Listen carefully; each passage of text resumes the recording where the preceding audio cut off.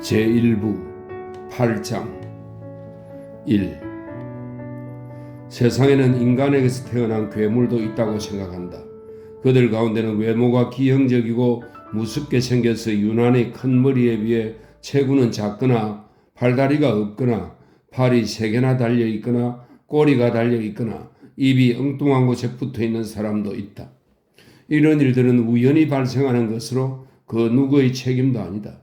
옛날만 해도 이런 기형아들은 눈에 보이지 않는 죄에 대해 천벌을 받은 것으로 생각되었다. 이 같은 외형적인 괴물이 있듯이 정신적 혹은 심리적인 괴물도 있는 건 아닐까? 얼굴과 몸은 멀쩡한데 뒤틀린 정자나 일그러진 난자가 육체적인 괴물을 만들 수 있다면 그런 것들이 기형적인 영혼도 만들 수 있는 것 아닌가? 괴물은 크거나 작은 정도의 차이는 있을지언정 정상에서 벗어난 변종이다. 팔 없는 아이가 태어나듯이 인정머리 없거나 양심이라고는 찾아볼 수 없는 아기도 태어날 수 있다.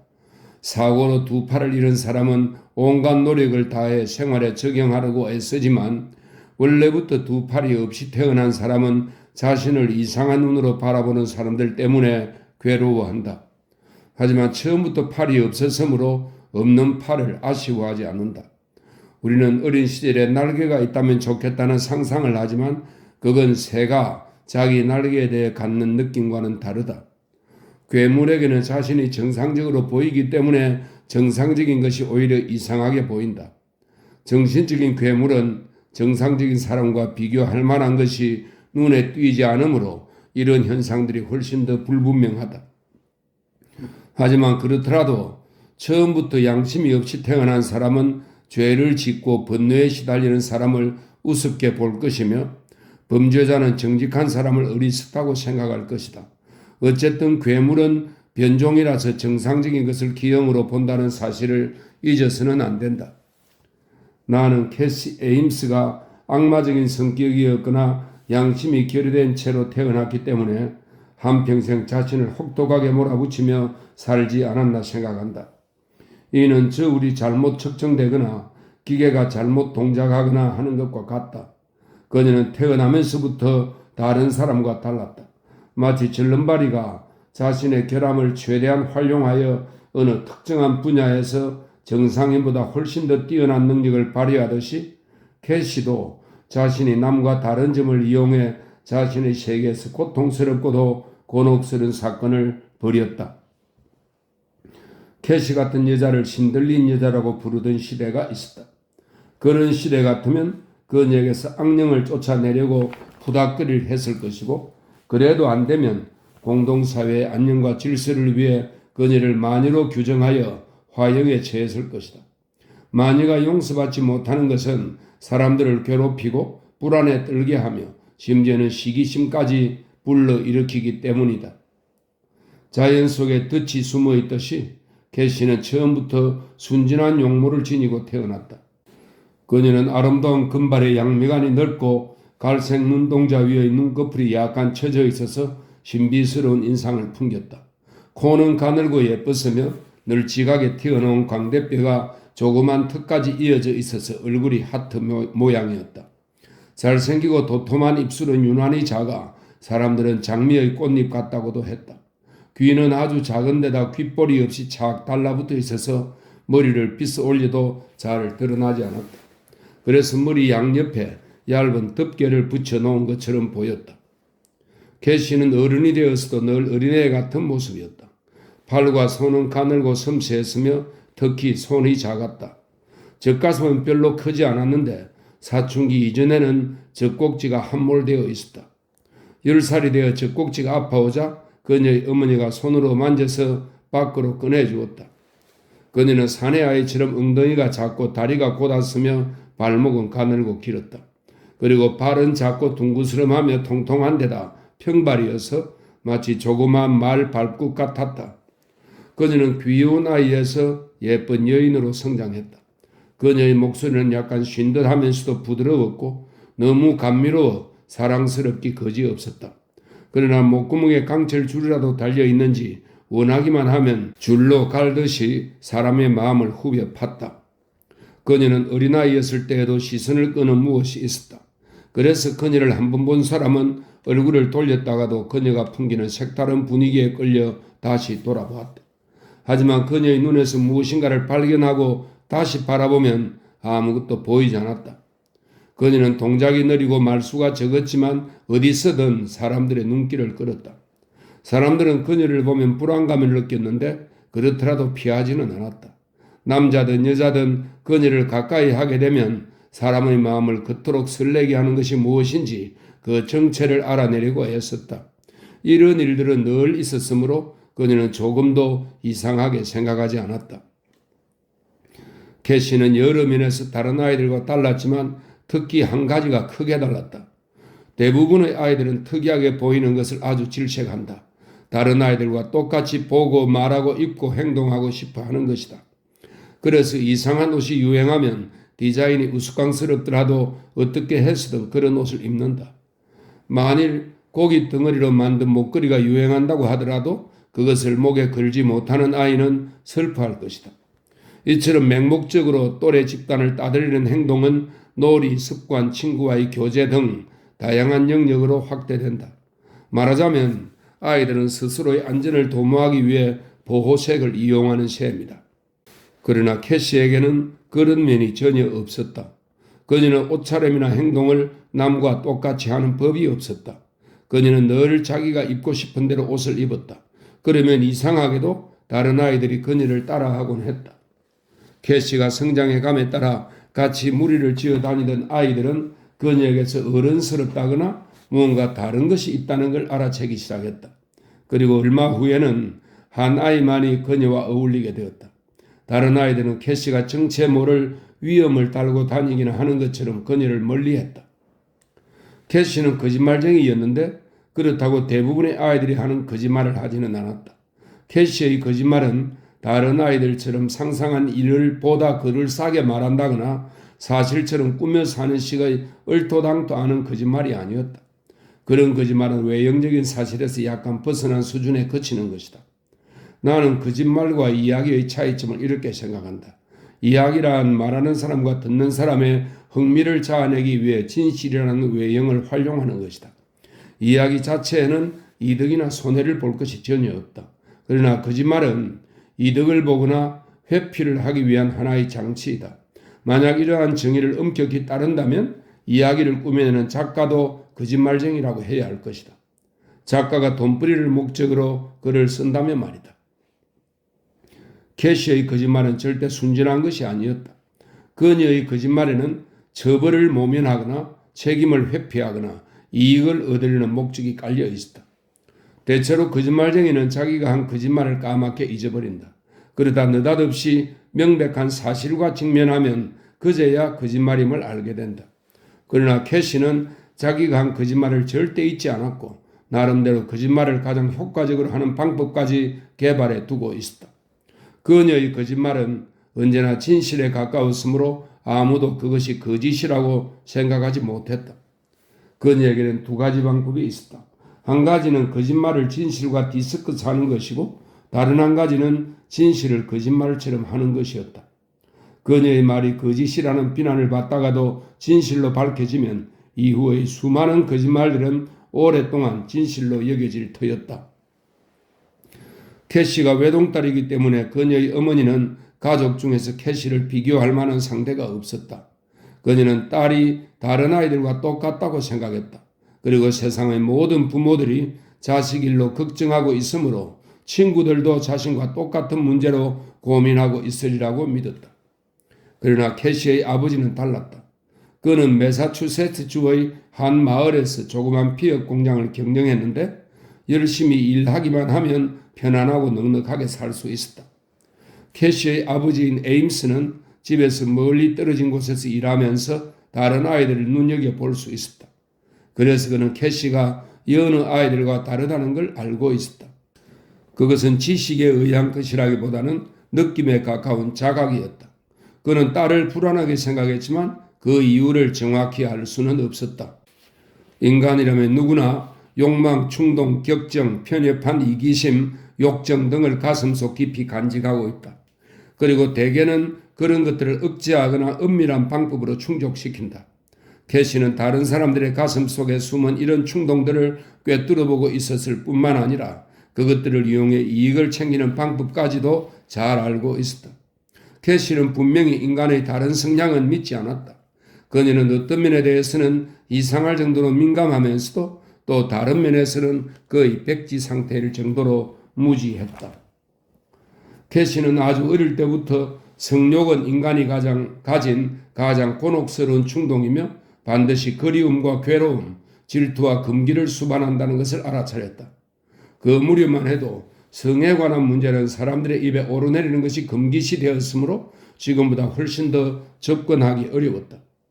누구나 내면에는 그런 갈등을 품고 있으면서도 겉으로는 그런 것들이 존재하지 않는 것처럼 내색을 하지 않았는데 일단 그 함정에 빠지면 헤어날 줄 몰랐다. 캐시는 인간의 이런 일면을 교묘히 다루고 이용해서 이득을 얻고 누구든 휘어잡을 수 있다는 사실을 터득했다. 그것은 무기인 동시에 위협이었으며 어느 누구도 거역할 수 없는 것이었다. 캐시가 맹목적인 사랑에 빠져 헤어나지 못한 적이 없었던 것으로 미루어 그녀에겐 성적인 충동은 거의 없었다고 여겨진다. 그녀는 실제로 그런 충동에 쉽게 사로잡히는 남자를 보면 경멸감을 느꼈다. 어느 면에서 생각해보면 그런 그녀가 옳지 싶다. 남녀가 성욕으로 인해 끊임없이 유혹에 사로잡히고 고통을 당하고 성의 노예가 되는 일이 없다면 얼마나 자유롭겠는가. 하지만 성욕에 사로잡히지 않고 자유를 누리는 사람이 있다면 그건 인간이 아닌 괴물이라고 할 수밖에 없을 것이다. 10살 때 캐시는 이미 성적 충동의 위력을 알고 냉정하게 그것을 실험해보기 시작했다.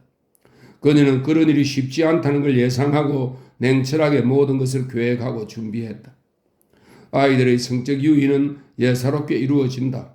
비정상이 아닌 사내 아이라면 누구나 계집아이를 끌어들여 어두욱한 나무그늘, 여물통 밑바닥, 버드나무 아래 혹은 도로 및 하수관에서 장난질을 하기 마련이다. 그렇지 않으면 적어도 그런 장난을 머릿속으로 상상한다. 부모들은 자식의 이런 문제에 부딪히게 되는데 자신의 어린 시절을 기억하는 부모를 둔 아이들은 운이 좋은 편이다. 그러나 캐시의 어린 시절만 해도 이런 문제는 무척 엄격하게 다루어졌다. 부모들은 자신의 어린 시절을 까맣게 잊고 있다가 자식에게서 이런 문제를 발견하면 깜짝 놀라는 게 보통이었다. 2. 철러진 이슬을 흠뻑 머금은 어린 새싹들이 햇살을 받아 기지개를 켜고 땅속으로 스며든 온기가 노란 민들레를 땅 위로 밀어 올리는 어느 봄날 아침이었다. 캐시의 어머니는 세탁한 옷가지들을 빨랫줄에 널고 있었다. 에임스 가족은 마을의 변두리에 살고 있었는데 집 뒤쪽으로 흙강과 마차 창고와 채소밭이 있었다. 또 울타리를 쳐서 말 2마리를 가두어 놓은 조그만 방목지도 있었다. 에임스 부인은 2차례 눈을 깜빡거렸다. 흑한 쪽으로 가는 캐시를 언뜻 본 것 같았다. 그녀는 딸의 이름을 불러도 아무 대답이 없자 잘못 본 것이겠거니 생각했다. 그런데 집으로 들어가려는데 마차 창고에서 낄낄거리는 웃음소리가 새어나오는 것 같았다. 캐시, 에임스 부인이 소리쳤다. 하지만 아무 대답이 없었다. 그녀는 불안했다. 가슴 한구석에 낄낄거리는 소리가 남아있었기 때문이다. 그것은 캐시의 웃음소리가 아니었다. 캐시는 낄낄거리며 웃는 아이가 아니었다. 어떻게 해서 부모가 자식에 대해 불안감을 느끼게 되는지는 알 수 없다. 물론 아무 까닭도 없이 자식에 대해 불안해질 때가 종종 있다. 자식이 하나밖에 없는 부모는 그 아이를 잃는 것은 아닌가 하는 불안에 사로잡히는 경우가 많을 것이다. 에임스 부인은 가만히 서서 귀를 기울였다. 그녀는 소곤거리는 소리가 들리자 살며시 마차 창고 쪽으로 가보았다. 창고의 이중문은 닫혀 있었다. 그 안에서 속삭이는 소리가 들렸지만 캐시의 목소리는 아닌 것 같았다. 에임스 부인이 다급하게 문을 열고 뛰어들자 창고 안으로 밝은 햇살이 쏟아져 들어왔다. 그녀는 눈앞에 벌어진 광경에 충격을 받고 입을 벌린 채 꼼짝하지 못했다.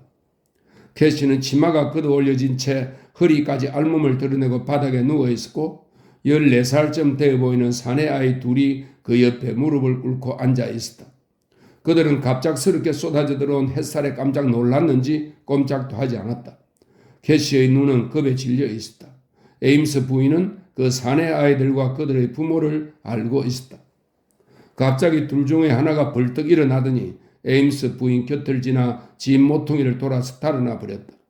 남은 아이는 뒷걸음질을 치며 물러서더니 소리를 지르며 문간 쪽으로 뛰어나갔다. 에임스 부인은 녀석의 윗도리를 단단히 움켜쥐었지만 손가락이 미끄러지는 바람에 그만 놓쳐버렸다.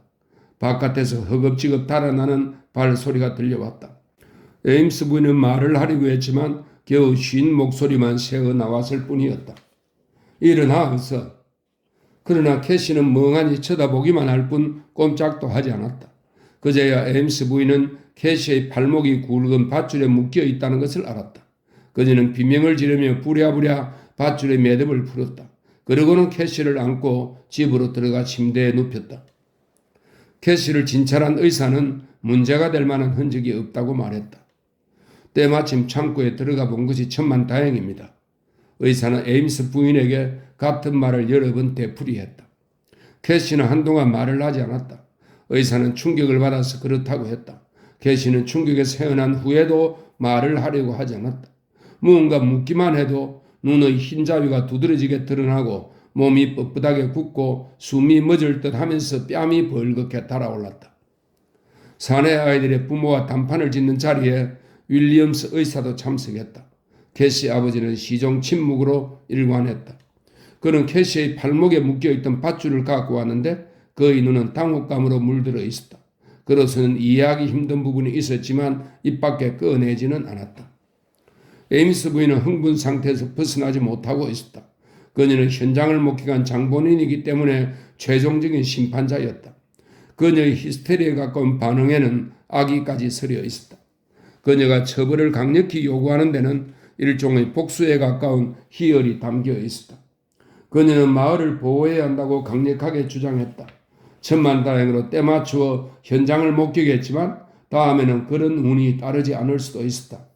그런 일을 당하면 다른 어머니들의 심정은 어떻겠는가. 게다가 캐시는 겨우 10살이었다. 당시의 처벌은 지금보다 훨씬 더 가혹했다. 사람은 매를 맞아야 훌륭한 미덕을 갖추게 된다고 여겨지던 때였다. 사내 아이들은 처음에는 따로따로 맞다가 나중에는 두 녀석이 함께 살이 터지도록 매를 맞았다. 그들이 저지른 죄도 더할 나위 없이 나빴지만 거짓말은 매로도 다스릴 수 없는 사악한 것이다. 그들은 처음부터 횡설수설하며 변명을 늘어놓았다.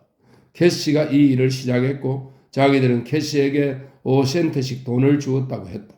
캐시의 팔목도 자기들이 묶은 것이 아니라 캐시가 밧줄을 갖고 장난을 친 것뿐이라고 말했다.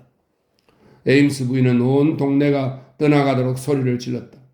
그럼 우리 애가 혼자서 제 손을 묶었단 말이야? 10살밖에 안 된 애가 그런 짓을 했다고? 사내 아이들이 죄를 순순히 인정하고 용서를 빌었다면 처벌은 면할 수 있었을지도 모른다. 그들은 잘못을 완강히 부인했기 때문에 자기들 아버지와 마을 주민들의 노여움을 사서 더 심한 매질을 당하게 되었다. 두 아이는 부모의 동의를 받아 가마원으로 보내졌다. 우리 아이는 그 일 때문에 몹시 겁에 질려 있어요. 내가 그 얘기를 꺼내기만 해도 그때 일이 되살아나는지 충격에 빠진답니다. 에임스 부인은 동네 사람들에게 그렇게 말했다. 캐시의 부모는 딸 앞에서 두 번 다시 그 일을 입 밖에 내지 않았다. 이제 그 문제는 끝난 것으로 덮어두었던 것이다. 캐시의 아버지도 여전히 의문이 남았지만 오래지 않아 그 일을 잊어버렸다.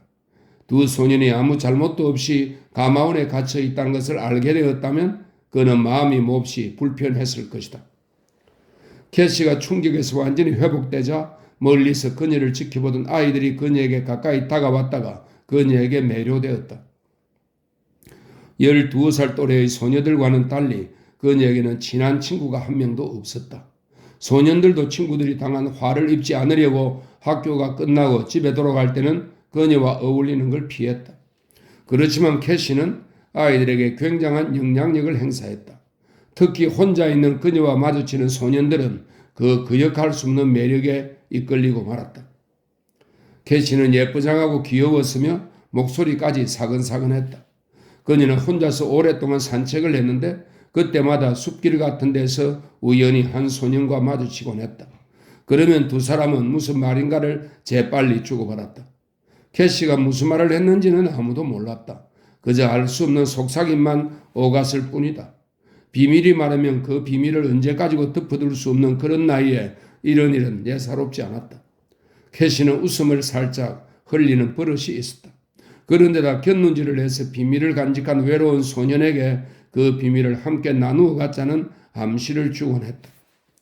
캐시의 아버지는 또 다른 의문이 생겼지만 그것을 가슴속 깊이 묻어두고 오히려 딸을 의심하는 자신을 질책했다.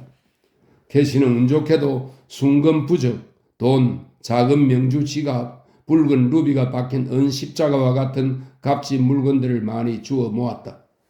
그녀가 많은 물건들을 주워오자 그녀의 아버지는 자신이 구독하는 주간지인 쿠리어에 십자가를 분신한 사람을 찾는 광고를 내기도 했는데 주인은 끝내 나타나지 않았다. 캐시의 아버지 윌리엄 에임스는 속마음을 잘 드러내지 않는 사람이었다. 그래서 자기 생각을 허심탄회하게 털어놓는 일이 거의 없었다. 그는 마을 사람들의 시선을 받는 것이 싫어 스스로를 드러내지 않으려고 무척 애를 썼다. 그리고 의문이 생기면 마음속으로 간직했다. 아무것도 모르고 있는 편이 더 안전하고 현명하며 편안하다고 생각했기 때문이다. 에임스 부인은 캐시가 의도적으로 그녀에게 심어놓은 거짓말 같지 않은 거짓말과 왜곡된 진실과 암시 같은 속이 훤히 들여다 보이는 고치 속에 단단히 틀어박혀 있기 때문에 명백히 드러난 사실 외에는 진상을 알려고도 하지 않았다.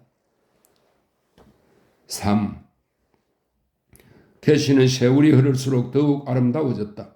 뽀얗게 피어난 피부, 금빛 머리, 넓고 시원한 미간, 품위가 있으면서도 매혹적인 눈, 감미로운 작은 입술은 사람들의 시선을 끌기에 충분했다. 그녀는 8학년제의 초등학교를 좋은 성적으로 마쳤다. 당시에는 여자가 공부를 계속하는 일은 드물었지만 캐시의 부모는 딸을 상급학교에 진학시키기로 했다. 캐시는 교사가 되고 싶다고 하여 부모를 기쁘게 해주었는데 유복하지 못한 양가집 딸에게는 교사야말로 가장 자랑스러운 직업이었다. 교사 딸을 둔 부모들은 그 사실을 영예롭게 생각했다. 캐시는 14살에 고등학교에 입학했다. 그녀는 부모에게는 항상 귀한 딸이었지만 대수학과 라틴어 같은 접하기 어려운 과목을 공부하기 시작하자 부모들이 따라갈 수 없는 먼 세계의 사람이 되었다. 그들은 캐시가 갑자기 높은 지위에 오른 것처럼 느껴졌고 딸을 잃은 것만 같았다. 라틴어 선생은 얼굴이 창백하고 열성적인 젊은이였다. 그는 신학교를 중퇴했지만 기본 문법, 카이사르, 키케로를 가르친 만큼 충분한 교양을 갖춘 사람이었다. 그는 또 남몰래 패배감을 가슴속에 묻고 사는 조용한 청년이기도 했다. 그는 마음 한편에 자신은 하나님에게서 버림을 받았다는 생각도 품고 있었다. 한동안 이 제임스 그루 선생의 내면에는 불꽃이 활활 타오르고 눈에서는 격정이 번득였다. 그와 캐시가 함께 있는 것이 남의 눈에 띄인 적은 없었다. 그들의 관계가 의심받는 일도 전혀 없었다. 어느 날 제임스는 남자가 되었다. 그는 경쾌한 걸음으로 혼자 콧노래를 불렀다. 그는 자신이 다녔던 신학교에 재입학을 허락해달라고 호소하는 편지를 써 보냈는데 학교의 이사들이 호의를 베풀어 그의 간청을 들어주기로 했다. 그러나 타오르던 그 불꽃은 꺼져버렸다. 한때 기세등등하던 그의 어깨는 힘없이 축 늘어졌다. 그의 눈에는 핏발이 서고 손은 떨렸다. 밤이면 그가 교회에서 무릎을 꿇고 기도문을 외우는 모습이 자주 눈에 띄었다. 몸이 아프다는 이유로 결근을 한 그가 마을 뒤편의 언덕에서 홀로 배회하고 있는 모습을 본 사람도 있었다. 어느 날 밤늦게 그가 에임스의 집 대문을 두드렸다. 에임스는 두들거리면서 일어나 잠옷 위로 외투를 걸치고 촛불을 들고 문간으로 나갔다. 문 앞에는 미친 사람처럼 사나운 표정을 한 제임스 거루가 서 있었다. 그는 몸을 부들부들 떨면서 에임스를 노려보았다. 당신을 꼭 만나고 싶어서 왔습니다. 제임스 거루는 거친 목소리로 말했다. 자정이 지났소. 에임스가 단호하게 말했다. 옷을 걸치고 잠깐 나오십시오. 단둘이서 할 얘기가 있습니다. 이 봐요 젊은이. 술에 취했거나 몸이 안 좋은 모양인데 집에 돌아가서 쉬도록 해요. 자정이 넘었어. 저는 기다릴 수 없습니다. 지금 꼭 드릴 말씀이 있어요. 내일 아침에 피업 공장으로 찾아와요. 에임스는 이렇게 말하고는 비틀거리는 제임스 거루를 뒤에 남겨두고 문을 닫았다. 그는 빗장을 잠근 후에 바깥의 동정을 살폈다. 문 뒤에서 울먹이는 소리가 들렸다. 내일까지 기다릴 수 없어요. 기다릴 수 없다니까요. 이윽고 천천히 형광 계단을 내려가는 소리가 들렸다. 에임스는 손바닥을 오므려 촛불을 가리고 침대로 돌아갔다. 캐시의 방문이 살며시 닫히는 것 같다는 생각이 들었지만 촛불이 비친 형광 커튼의 그림자를 잘못 보았는지 모른다고 생각했다. 도대체 무슨 일이에요? 그가 침대로 다가오자 그의 아내가 물었다. 에임스는 뭐라고 대답할지 몰랐다. 엉뚱하게 이야기가 길어질 수도 있었다. 주정뱅이야, 집을 잘못 찾은 것 같아. 원, 세상이 어떻게 돌아가는지. 에임스 부인이 투덜거렸다. 에임스는 불을 끄고 어둠 속에 누워 있었다. 좀 전에 촛불 때문인지 눈 속에 녹색 동그라미가 어른거렸다. 그것이 빙글빙글 소용돌이 치면서 제임스 그루의 애원한 눈빛으로 바뀌었다. 그는 한참 동안 잠을 이루지 못했다. 아침이 되자 온 동네에 소문이 쫙 퍼졌다. 동네 사람들은 삼삼오오 모여 온갖 부풀린 이야기를 쑥덕거렸는데 오후가 되면서 사건의 전모가 드러났다. 교회 지기가 제단 앞에 쓰러져 있는 제임스 거루를 발견했다는 것이었다. 그의 정수리 부분은 총탄을 맞고 전부 날아가 버렸다고 했다. 그 옆에는 소총 한 자루와 화약을 밀어넣을 때 쓴 쇠막대기가 있었다. 제단에서 가져온 촛대도 놓여 있었는데 3개 중 1개는 아직도 타고 있었다. 마룻바닥에 든 찬송가 책과 기도서가 포개진 채 놓여 있었다. 교회 지기의 설명에 따르면 제임스 거루는 책 위에다 총신을 바치고 정확히 정수리를 겨냥하여 쏘았다고 했다. 그는 발사와 동시에 반동이 일어나 총이 책에서 멀리 떨어진 것이라고 덧붙였다. 마을 사람들은 동트기 전에 그 총성을 들었다. 제임스 거루가 유서를 남기지 않았기 때문에 자살 동기에 대해서는 아무도 짐작하지 못했다. 에임스는 금시관을 찾아가 제임스 거루가 밤중에 자기 집에 찾아왔다는 이야기를 하고 싶은 충동을 간신히 참았다. 그는 생각했다. 그 얘기를 해봤자 무슨 소용이야? 자살 동기에 대해 아는 게 있다면 사정이 달라지겠지만 아는 것이 전혀 없잖아. 그는 왠지 기분이 찜찜했다. 제임스의 죽음은 자신의 잘못이 아니라고 반복해서 중얼거렸다. 내가 어떻게 그의 죽음을 재촉할 수 있었겠어? 난 그가 뭘 원했는지도 모르는데. 그러면서도 그는 자신이 죄를 지은 것 같아 기분이 꺼림칙했다. 저녁 식사를 하고 있는데 아내가 제임스 거루의 자살 사건을 언급하는 바람에 그는 입맛이 싹 가셨다. 캐시는 여느 때와 마찬가지로 얌전히 음식을 먹으면서 냅킨으로 입을 자주 닦았다. 에임스 부인은 시체와 총에 관한 이야기를 자세하게 늘어놓았다. 한 가지 물어볼 말이 있어요. 어젯밤에 우리 집 문간에 나타났던 그 주정뱅이가 혹시 제임스 거루 아니었나요? 아니야. 에임스가 재빨리 대답했다. 확실해요? 어두웠을 텐데 어떻게 얼굴을 알아봤죠? 촛불을 들고 있었어. 긴 턱수염을 기르고 있었으니 제임스는 아니었어. 그가 신경질적으로 말했다. 왜 그렇게 신경질을 부려요? 그저 궁금해서 물어본 것뿐인데. 캐시는 입을 닦은 냅킨을 무릎 위에 올려놓으면서 미소를 지었다. 부인이 딸을 바라보며 말했다. 캐시, 넌 학교에서 매일 그 선생님을 보았겠구나. 요즘 들어 그분이 침울해 보이던 무언가 짚히는 거라도 있니? 캐시는 접시를 내려다 보다가 고개를 들고 말했다. 몸이 좀 안 좋으신 것 같았어요. 맞아요. 안색이 나빴어요. 오늘 학교에서 그런 얘기들 하더군요. 누구였더라? 누군지 기억이 나진 않지만 거루 선생님은 보스턴에 있을 때부터 문제가 있었다고 했어요. 무슨 문제인지는 정확히 듣지 못했지만요. 우리 모두 선생님을 좋아했어요. 캐시는 또 얌전히 입술을 닦았다. 캐시의 수법은 이랬다. 바로 그날부터 마을 사람들은 제임스 거루가 보스턴에서 생긴 문제로 자살했다는 사실을 알게 되었다. 물론 그 이야기를 캐시가 고의적으로 퍼뜨렸다고 생각하는 사람은 아무도 없었다. 나중에는 에임스 부인도 그 이야기를 어디서 들었는지 까맣게 잊어버렸다. 4. 캐시는 16살 생일이 지나면서 변하기 시작했다. 어느 날 아침에는 학교에 가려고 하지 않았다. 에임스 부인이 방에 들어가 보니 캐시는 침대에 누워서 천장만 쳐다보고 있었다.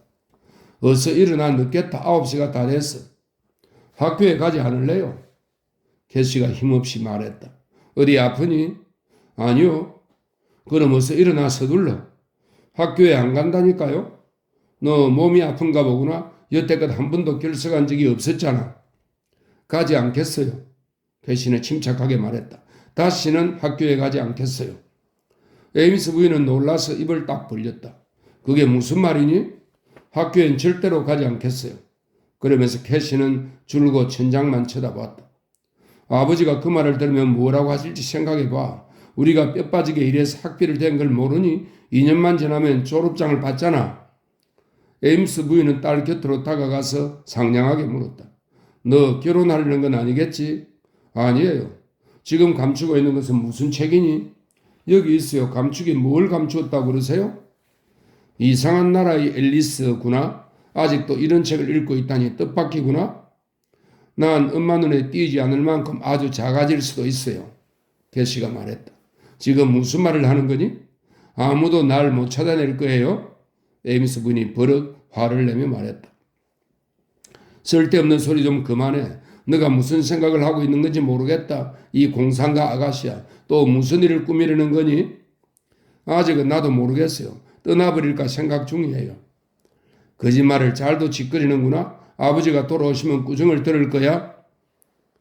캐시는 천천히 고개를 돌려 냉랭한 눈빛으로 자기 어머니를 쳐다보았다. 에임스 부인은 갑자기 섬뜩한 느낌이 들었다. 그녀는 재빨리 방에서 나와 문을 닫았다. 그러고는 부엌으로 들어가 깍지 낀 두 손을 무릎 위에 올려놓고 앉아 장너머로 비바람에 흐름해진 마차 창고를 바라보았다. 왠지 딸이 낯선 사람처럼 느껴졌다. 대개의 부모가 가끔 그런 기분을 느끼겠지만 지금까지 캐시를 조종하던 고삐가 손에서 빠져나간 느낌이었다. 그녀는 딸을 마음대로 다루어 본 적이 없다는 것을, 오히려 늘 딸에게 이용당해 왔다는 사실을 깨닫지 못하고 있었다. 에임스 부인은 모자를 쓰고 피어 공장을 찾아갔다. 집이 아닌 곳에서 남편과 상의를 하고 싶었던 것이다. 오후가 되자 캐시는 마지못해 침대에서 일어나 한참 동안 거울 앞에 앉아 있었다. 그날 저녁 에임스는 내키지 않는 마음으로 딸에게 장황한 연설을 늘어놓았다. 그는 딸이 갖추어야 할 책임감과 의무감 그리고 효심에 대해 이야기했다. 그런데 캐시는 그의 이야기를 귀담아 듣지 않았다. 에임스는 그 사실을 이야기를 끝낼 무렵에야 알았다. 그는 화가 치밀 대로 치민 상태에서 자식에 대한 부모의 권한은 하나님이 내려주신 것으로 정부에 의해 보장된다고 말했다. 그의 위협적인 말에 캐시는 그제야 정신을 차리고 듣는 신용을 했다. 그녀는 아버지의 눈을 똑바로 바라보았다. 그러면서 입가에 가녀린 미소만 지을 뿐 눈 한 번 깜빡거리지 않았다. 에임스는 그런 딸의 태도에 화가 치밀어서 끝내 다른 곳으로 시선을 돌리고 말았다. 그는 딸에게 바보 같은 짓은 그만두라고 명령했다. 아버지에게 복종하지 않으면 매를 들겠다는 위협도 했다. 그는 한길 누그러진 어조로 이야기를 끝맺었다. 내일 아침에는 학교에 가고 다시는 이런 바보 같은 짓을 하지 않겠다고 약속해다오. 캐시는 조그만 입을 꼭 다물고 있다가 심드렁하게 말했다. 알겠어요. 그날 밤 에임스는 속으로는 자신의 나약함을 실감하면서도 아내에게는 당당하게 말했다. 캐시를 좀 더 엄격하게 다루어야겠어. 그동안 우리가 너무 놓아기른 것 같아. 하지만 캐시는 착한 아이야. 어른을 몰라본 것뿐이지. 약간 엄격하게 다루는 편이 아이에게도 좋겠어. 에임스는 그 말처럼 자기 자신도 굳건해지기를 바랐다. 아침이 되자 캐스의 모습이 보이지 않았다. 그녀의 여행용 밀짚 모자와 그녀가 가장 좋아하는 나들이 옷도 눈에 띄지 않았다. 침대는 말끔히 치워져 있었고 방 안은 한기가 돌았다. 그 방에서는 다 큰 여자아이가 살고 있다는 흔적을 찾아볼 수 없었다. 사진이나 기념물도 남아있지 않았다. 캐시는 예전부터 인형을 갖고 놀지 않았다. 에임스는 어느 정도 교양이 있는 사람이었다. 그는 중산모를 눌러쓰고 기차역으로 달려갔다. 영무원은 캐시가 새벽 일찍 보스턴행 기차를 탔다고 말했다. 영무는 에임스를 돕기 위해 보스턴 경찰서에 전보를 쳤다. 에임스는 왕복 열차표를 끊어 9시 50분에 출발하는 보스턴행 기차를 탔다. 그는 위기에 잘 대처하는 사람이었다. 그날 밤 에임스 부인은 문을 걸어 잠그고 부엌에 앉아 있었다. 그녀의 안색은 창백했다. 그녀는 떨리는 몸을 가누기 위해 테이블을 꼭 붙잡았다. 닫힌 문틈으로 매질하는 소리와 비명이 들려왔다. 에임스는 매질을 해본 적이 없기 때문에 때리는 것이 서툴렀다. 그는 말을 부리는 채찍으로 캐시의 다리를 때렸는데 딸이 싸늘한 시선으로 가만히 쏘아보자 더욱 화가 치밀었다. 처음에는 무뭇거리며 조심스럽게 때렸지만 캐시가 아파하는 기색도 없고 울지도 않자 그는 옆구리 어깨 가리지 않고 마구 때렸다. 허공을 가르며 날아온 채찍은 살에 상처를 남겼다. 그는 화를 못 이겨 채찍을 엉뚱한 곳에다 휘두르기도 했고 너무 가까이 휘둘러 채찍이 캐시의 몸에 감기기도 했다. 캐시는 재빠르게 사태를 파악했다. 아버지의 약점을 알아챈 건이는 일단 태도를 바꾸는 편이 좋겠다고 판단하고는 비명을 지르고 몸을 비틀며 울부짖었다. 아버지의 채찍질이 약해지자 건이는 속으로 만족했다. 에임스는 딸의 비명과 자신의 매질로 생긴 상처를 보고 놀랐다. 캐시는 침대에 엎드린 채 흐느끼 울었다. 에임스가 울고 있는 딸의 얼굴을 자세히 들여다보았다면 눈물 한 방울 흐르지 않는다는 걸 금세 알았을 것이다. 그러나 캐시의 목덜미는 굳어져 있고 관자놀이 아래 근육은 부어올라 있었다. 그가 입을 열었다. 자, 또 그런 짓을 할 테냐? 안 해요. 다시는 그러지 않겠어요. 용서해 주세요. 캐시가 침대 위에 엎드려 있었기 때문에 그는 딸의 냉정한 얼굴을 보지 못했다. 너희 본분을 단단히 명심해 두라. 그리고 내가 누구라는 것도 잊지 마라. 캐시는 흐느끼는 목소리로 나지막이 말했다. 잊지 않을게요. 부엌에 있는 에임스의 부인은 초조하게 두 손을 만지작거렸다. 에임스는 아내의 어깨에 손을 얹고 말했다.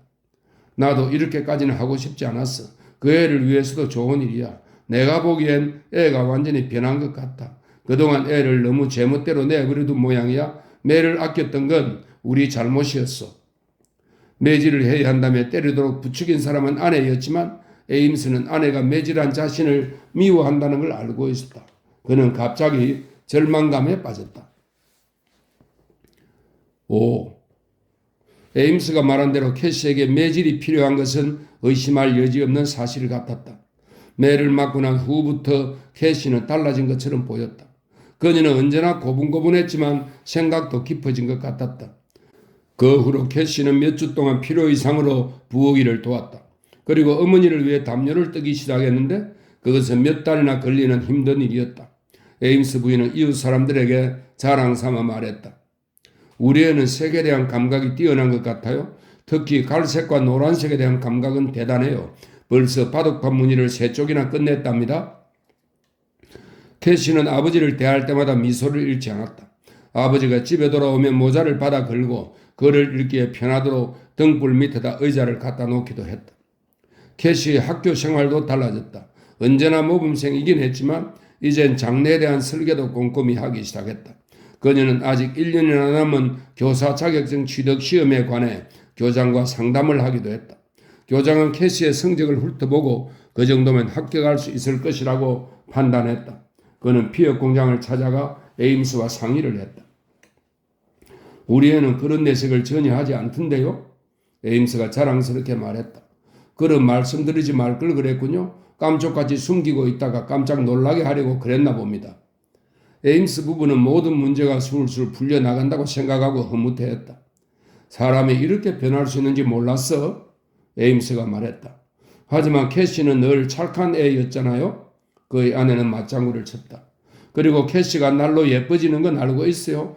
뺨이 복숭아같이 발그레해서 얼마나 예쁜지 몰라요. 너무 미인이면 선생 노릇을 오래 못할 것 같은데 에임스가 말했다. 캐시가 나날이 예뻐진다는 것은 사실이었다. 그녀는 시험 준비를 하면서도 늘 어린아이 같은 순진한 미소를 머금고 있었다. 캐시는 모든 일에 열심이었다. 지하실을 깨끗이 청소하고 외풍이 들어오는 틈새는 종이로 틀어막았다. 그리고 삐걱거리는 부엌문을 수리하고 빡빡한 현관문의 걸쇠에 기름을 쳤다. 램프에 석유를 채우고 갓을 깨끗이 닦는 것도 자기가 할 일이라고 생각했다. 그녀는 또 지하실의 커다란 석유통에 펌프를 연결하는 방법을 고안해내기도 했다. 직접 보지 않으면 못 믿을 거요. 에임스는 다른 사람들에게 그렇게 말하곤 했다. 캐시의 열성은 집 안에만 머물지 않았다. 그녀는 고약한 피형 냄새도 싫다 하지 않고 아버지 공장까지 찾아왔다. 캐시는 이제 갓 16살을 넘겼기 때문에 에임스는 그녀를 아직도 어린애로 보았다. 그런 터에 딸이 사업에 관한 질문을 하자 그는 깜짝 놀랐다. 캐시는 어른보다 더 똑똑하다 말이야? 그는 공장장에게 말했다. 앞으로 사업가가 될지도 몰라. 캐시는 피혁을 제조하는 과정뿐만 아니라 사업 문제도 관심을 보였다. 에임스는 그녀에게 대출, 정산, 청구 서류, 직원들의 봉급 등에 관해 자세히 설명해 주었다. 금고를 여는 방법도 가르쳐 주었는데 그녀가 한 번에 번호를 모두 외우는 것을 보고 기뻐했다. 내 생각은 이렇소. 그는 아내에게 말했다. 사람이라면 조금씩은 악한 구석이 있는 법이야. 나도 야근대가 전혀 없는 아이는 싫어. 내 생각에 그건 일종의 활력이라고 봐. 그런 요소들을 잘 발전시키면 캐시는 옳은 방향으로 나아가게 될 거야. 캐시는 자기 옷을 직접 수선하고 자기 물건도 잘 정리했다. 5월 어느 날 캐시는 학교에서 돌아오자마자 뜨개질을 시작했다. 에임스 부인이 외출을 하려고 옷을 갈아입으며 말했다. 교회 기금 모임에 갔다 올게. 다음 주에 과자를 만들어 팔기로 했는데 내가 회장을 맡았단다. 아버지가 나더러 은행에 가서 직원들 월급을 찾아다가 회사로 가져올 수 있는지 묻더구나. 난 과자 만드는 일 때문에 못 간다고 했거든. 제가 할게요. 캐시가 말했다. 은행 직원이 가방에 돈을 넣어놓고 널 기다릴 거다. 에임스 부인은 이렇게 말하고 서둘러 나갔다. 캐시는 잽싸게 움직였지만 서두르지는 않았다. 그녀는 먼저 헌 앞치마를 옷 위에 걸쳤다. 그러고는 지하실에서 뚜껑 덮인 젤리 항아리를 꺼내 농기구를 보관하는 마차 창고에 가져다 놓았다. 그런 다음에는 닭장에서 암탉 한 마리를 잡아 나무 도마에 올려놓고 칼로 목을 잘랐다. 그녀는 아직도 꿈틀거리는 닭 모가지에서 흘러내리는 피를 젤리 항아리에 가득 받았다. 벌벌 뜨는 닭의 몸통은 퇴비 더미 속에 묻었다. 그녀는 부엌으로 돌아와 앞치마를 벗어 난로 속에 던져놓고 불이 붙을 때까지 막대기로 붉은 석탄을 덜 쑤셨다. 캐시는 손을 씻고 구두와 양말을 살펴본 다음 오른쪽 구두코에 묻은 검은 피를 닦아냈다.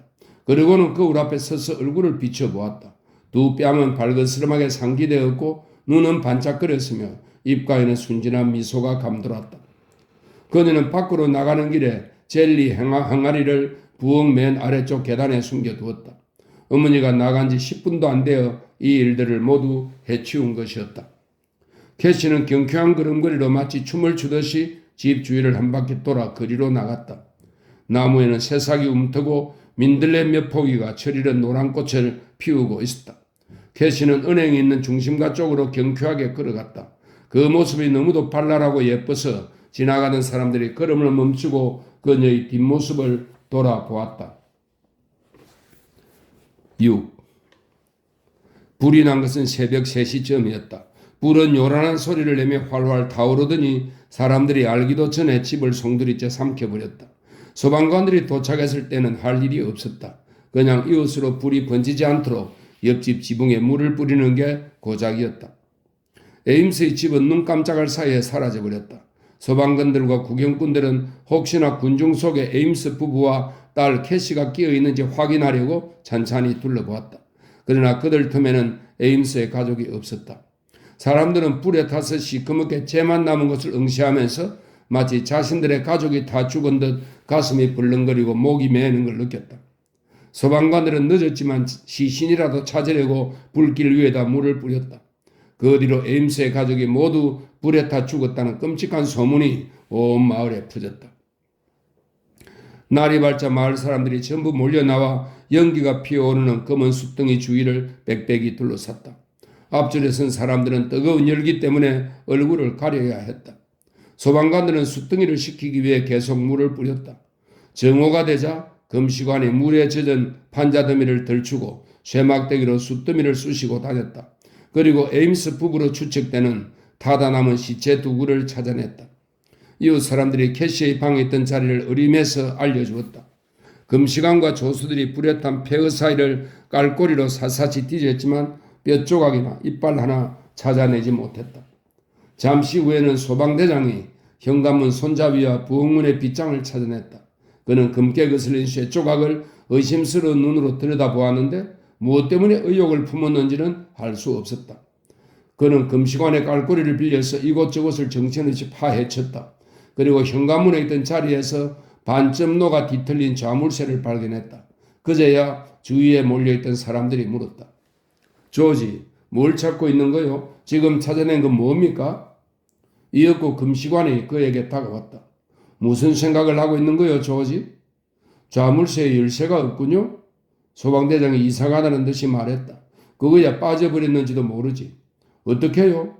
불에 녹아버릴 수도 있고. 자물쇠는 녹지 않았는데요. 빌 에임스가 빼놓았는지도 몰라. 안쪽에서 말인가요? 그는 습득물을 들어 보였는데 볼트가 튀어나와 있었다. 사장과 사장집이 타버린 것이 확실해지자 피어 공장의 직원들은 조의를 표하기 위해 출근을 하지 않았다.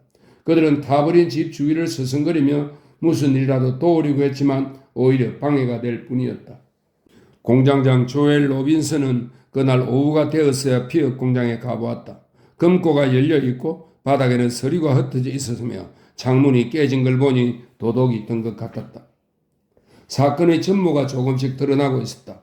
이번 일은 단순한 화재 사건이 아니었다. 사람들은 흥분과 슬픔 대신 두려움과 분노를 느꼈다. 그들은 단서가 될 만한 걸 찾아 뿔뿔이 흩어지기 시작했다. 멀리 갈 필요도 없었다. 마차 창고 안에서 격투의 흔적을 발견했기 때문이었다. 상자가 박살나고 마차 램프 하나가 깨지고 바닥에는 길게 끌려간 자국이 나있고 지푸라기가 흩어져 있었다. 그래도 바닥의 핏자국이 아니었다면 격투의 흔적이라는 걸 몰랐을 것이다. 이제는 경찰이 사태를 수습하러 나섰다. 경찰은 구경꾼들을 마차 창고 밖으로 내몰았다. 단서를 모두 없애려는 거요? 경찰이 소리쳤다. 모두 문 밖으로 물러서 있어요. 경찰은 창고 안을 수색하다가 구석에서 무언가를 찾아냈다. 그는 찾아낸 물건을 들고 문 앞으로 왔다. 이 물건을 아는 분이 있습니까? 경찰이 물었다. 그것은 피가 묻은 파란색 머리 리본과 루비가 박힌 은재 십자가였다. 서로를 속속들이 알고 있는 작은 마을에서 친하게 지내는 사람을 살해할 수 있다는 것은 생각조차 힘들었다. 그러므로 특정한 사람에 대한 확실한 증거가 없다면 외지에서 흘러들어온 정체모를 불황자가 저지른 일이라고 그들은 단정했다. 경찰은 불황자의 소굴을 수색하고 여인숙의 숙박 명부를 조사했다. 낯선 인물이 혐의를 받는 것은 당연했다. 생각해보면 5월로 접어들면서 날씨가 따뜻해지자 불황자의 수가 부쩍 늘었고 그들은 강줄기가 이어진 곳이면 어디서든 이부자리를 피우고 잠을 잤다. 더군다나 집시들까지 모여들었는데 마침 10km도 안 되는 곳에서 그들이 때를 지어 있었다. 이 가련한 집시들이 혐의를 뒤집어 쓴 것은 당연했다. 경찰은 캐시의 시신을 찾기 위해 주변의 수십 킬로미터에 걸쳐 새로 파헤쳐진 땅과 우물을 수색했다. 그 애는 참 예뻤지. 사람들은 내심 캐시가 납치를 당한 이유를 알만하다는 듯이 수군거렸다. 결국 수상 찍은 멍청한 사람 한 명이 끌려와 신문을 받았다. 그는 자신의 알리바이를 증명할 수 없었을 뿐만 아니라 평생 자기가 한 짓을 기억하지 못했으므로 교수형을 받기에 가장 적합했다. 정신파괴학자가 흔히 그렇듯 그는 경찰이 자신에게 무언가를 바란다는 것을 알고는 그들이 원하는 것을 들어주려고 했다. 그래서 유도신문이 시작되자 제발로 덫을 향해 걸어왔고 경찰이 만족스러운 표정을 짓자 자신도 흐뭇했다. 그는 자기보다 훌륭해 보이는 사람들을 기쁘게 해주고 싶었다. 그의 인간성은 훌륭했다. 다만 요구하는 것보다 더 많은 것을 자백해서 경찰을 헷갈리게 만들었을 뿐이었다. 경찰은 그에게 자신의 혐의를 잊지 않도록 계속 상기시켜야 했다. 그는 엄격하고 험악한 배심원에게 기소되었을 때도 진심으로 기뻐했다. 마치 자신이 많은 사람의 주목을 받는 대단한 자리라도 올라선 듯한 착각에 빠져들었다. 예나 지금이나 판사들 중에는 한 여인을 사랑하듯이 법과 정의를 사랑하고 받드는 사람이 있다. 그런 판사가 예심 전에 신문을 맡게 되었다. 그는 순수하고 선량한 사람으로 부당한 처사를 완강히 거부했다. 용의자를 몇 번 신문해 보자 그의 자백이 얼토당토 않다는 것이 밝혀졌다. 또한 그가 자신도 모르는 범행을 경찰의 의도에 따라 순순히 자백했을 뿐만 아니라 어떻게, 왜, 누구를 살해했는지도 모르고 있다는 사실이 드러났다. 판사는 어처구니 없다는 듯이 한숨을 내쉬면서 손가락을 들어 경찰에게 용의자를 법정에서 데리고 나가라고 지시했다. 이봐 마이크, 판사가 말했다. 이런 짓을 해서는 안 되네. 저 불쌍한 사람이 조금만 더 영리했더라도 교수대에 올라갈 뻔했어. 자기 짓이라고 자백했습니다. 경찰은 눈치 빠른 사람이라 내심 기분이 상했다. 저 사람은 황금 계단을 올라가서 베드로의 목을 볼링 공으로 잘랐다고 자백할 사람이야. 이런 일에는 좀 더 신중해야 해. 마이크, 법은 인간을 구제하려고 만들었지 파멸시키려고 만든 건 아니야. 판사가 말했다. 한적한 시골에서 발생한 이런 식의 비극적인 사건은 시간이 흐르면서 물 묻힌 붓으로 수채화를 지우듯 점점 희미해지기 마련이다. 또렷한 윤곽은 흐릿해지고 한 색깔은 다른 색깔 속으로 녹아들어가 수많은 선들이 퇴색하면서 그에 따른 고통도 사라져버리는 것이다. 누군가를 교수형에 처하자는 요구도 한 달 뒤에는 시들해지고 2달도 못 가서 용의자를 찾을 수 없다는 사실을 대부분의 사람들은 깨달았다. 캐시가 조작한 살인극만 아니었다면 화재와 강도 사건이 우연히 같은 시기에 발생한 것으로 여겨질 수도 있었다. 결국 사람들은 그녀의 시체가 없으면 아무것도 증명할 수 없다고 생각했다. 캐시는 달콤한 향기를 남겨둔 채 멀리 사라져 버렸다.